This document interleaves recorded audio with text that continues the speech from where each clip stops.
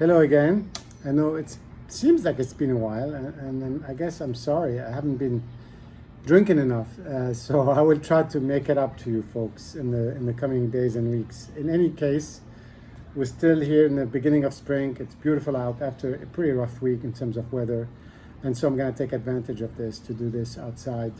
We are in the Rhône again. I know it happens often. This is a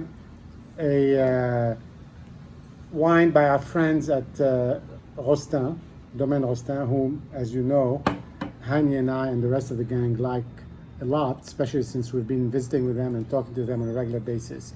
So this is not one of their famed Côte Rôtie. This is really a sort of a local wine. They call it vin de pays, vin des collines rhodaniennes.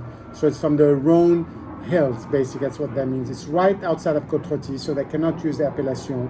It's a different kind of soil, not as much in terraced, a little bit of schist, but a little bit more flat. It's younger vines. It's stuff that they've acquired over the last 20, 30 years, and they've planted.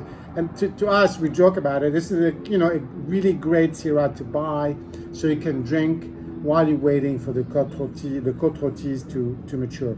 This is 2015, which, as we know, the Northern Rhône was probably the year of the century so far. And it's 100% Syrah. It's mostly destemmed. It's aged mostly in old neutral wood. It's fine, but it's not filtered. It's sold primarily in the U.S. and in France. It's not like a wide distribution wine, 5,000 to 6,000 bottles. But it's sort of a fun, really mid-range, Syrah to have. The color, given that it's sort of non-filtered, as I said, it's a little bit, I would call it thick, but a little bit opaque. The consistency, it's a bit thick. It's got that purple sort of Syrah, violet, Syrah tint to it. On the nose, and from the moment I opened it a few days ago, really it's more gamey than a Côte Rôtie. Côte Rôtie has sort of a little bit more refined note. This is a little bit more gamey, a little bit more fat. There's kind of this rough and tumble notion to it that you get really on the nose. And that's what makes it also fun and easier to open without really overthinking it. And the fruit is a little, further behind. Now again, this is a wine that could last another 5-10 years, but as we discuss often, we've just got to drink these.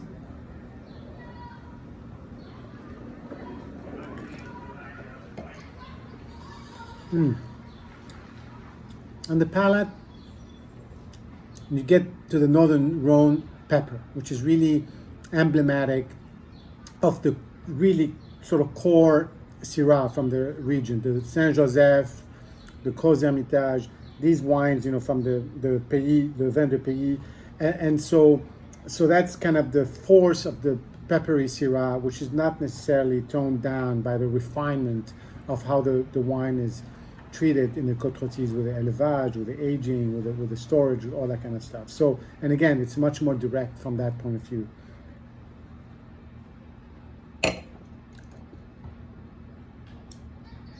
Nice finish, good acidity. So this is not just fruit. This is really, it's got the fruit. It's not high alcohol, I don't think. We're talking here, 13.5%. So unlike some of the other 15 and 16% Rhône wines. And it's got this nice, catchy sort of finish. It's not necessarily fully smooth. It's a little bit catchy. It's got some angles to it, but that's part of what makes this wine, vigorous and fun. I like it, and it's a great for the price and for the occasion. This is really something that you can enjoy from Rostaing while you're waiting for the super bottles that you have in your cellar to age nicely. Cheers and see you soon.